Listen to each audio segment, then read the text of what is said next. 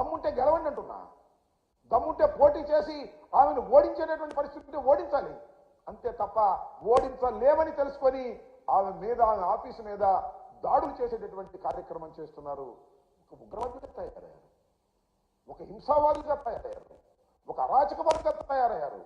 ఎప్పుడైతే తెలుగుదేశము జనసేన రెండు కలిసి ఇక అరాచకాన్ని సృష్టించేద్దాం ఈ రాష్ట్రంలో, మనకి తిరుగులేదు, అధికారం రాదు, అరాచకాన్ని సృష్టించి పోలీసు వారి మీద దాడులు చేసి పార్టీ వైఎస్ఆర్ కాంగ్రెస్ పార్టీ ఆఫీసుల మీద దాడులు చేసి వ్యక్తుల మీద దాడులు చేసి ఏదో సాధించాలని ప్రయత్నం చేయడం చాలా దురదృష్టకరం మనం చేస్తున్నాం. ఇదే సందర్భంలో మరొకటి గుర్తు చేయాలి. నేను ఖమ్మం, నేను మ్యారేజ్కి వెళ్తే, ఒక వివాహానికి వెళ్తే ఖమ్మంలో నా మీద దాడి చేయడానికి ప్రయత్నించారు తెలుగుదేశం వాళ్ళు. ఒకే వర్గానికి చెందిన వారు దాడి చేసి నన్ను అల్లరిపాలు చేయాలనేటువంటి ప్రయత్నం చేశారు. ఈ విధంగా ఎక్కడ పడితే అక్కడ దాడులు చేయాలి.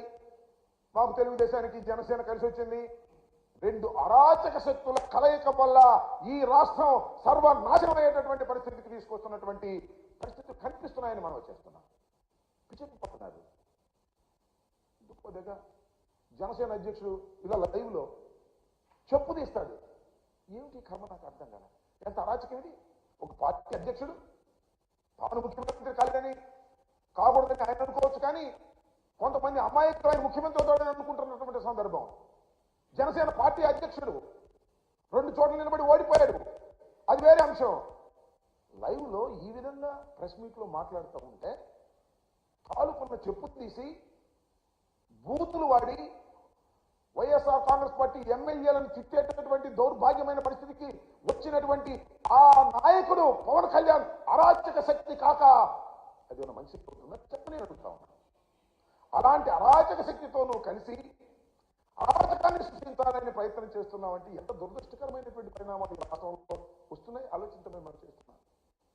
చంద్రబాబు నాయుడు గారు ఆ వయసులో పోలీసుల మీదకి జనాన్ని రెచ్చగొట్టాలనేటువంటి ప్రయత్నం చేస్తాడు. కరవండి పోలీసులు అంటాడు, కొట్టండి పోలీసులు అంటాడు. ఏమిటి దౌర్భాగ్యం, ఏమిటి అరాచకం, ఎందుకు ఈ ఫ్రస్ట్రేషన్? అధికారంలోకి రాలేమనే కదా ఇలాంటి దౌర్భాగ్యమైన పరిస్థితి మీరు చేస్తున్నారు. వాళ్ళ అబ్బాయి అన్నాడు, దత్తపుత్రుడు కాకుండా మన సొంత పుత్రుడు. ఎర్ర బుక్ అంట, నాకు అర్థం కాల. ఎర్ర బుక్కో ఎర్రి బుక్కో ఏ బుక్కో నాకు లేదు, కానీ ఎర్ర బుక్లో పేర్లు రాశా అంట. పేర్లు రాసిన అధికారంలోకి వచ్చినంత వాళ్ళు సాధిస్తారంట. ఏమిటి నాకు అర్థం కాలేదు. ఎవరిని బెదిరిస్తామయ్యా? పవన్ కళ్యాణ్ లేదా లోకేష్, చంద్రబాబు నాయుడు గారు ఎర్ర పుస్తకాల్లో పేర్లు రాసుకుని మమ్మల్ని బెదిరిస్తారా? అధికారులు బెదిరిస్తారా? ఏమిటి బెదిరింపులు? మీ వల్ల అయ్యేదేనా? ఇలాంటి దుర్మార్గమైనటువంటి పరిస్థితులకు దిగజారిపోయారు. వాళ్ళు ఎక్కడ గెలిచే పరిస్థితి లేదు. చాలా స్పష్టంగా చెప్తున్నా నేను, ఈ రాష్ట్రంలో తిరిగి తెలుగుదేశం పార్టీ అధికారంలోకి రావడం కల్లా అది నాకన్నా మీకన్నా వాళ్ళకు బాగా తెలుసు. చివరికి కుప్పంలోనే చంద్రబాబు నాయుడు గారు గెలుపొందేటటువంటి పరిస్థితి లేదు. ఒక్క మాట, ఆయన మాట్లాడిన మాటలు వినండి, నేను చెప్తా. కుప్పం వెళ్ళాడు కదా, కుప్పంలో ఏం మాట్లాడాడు?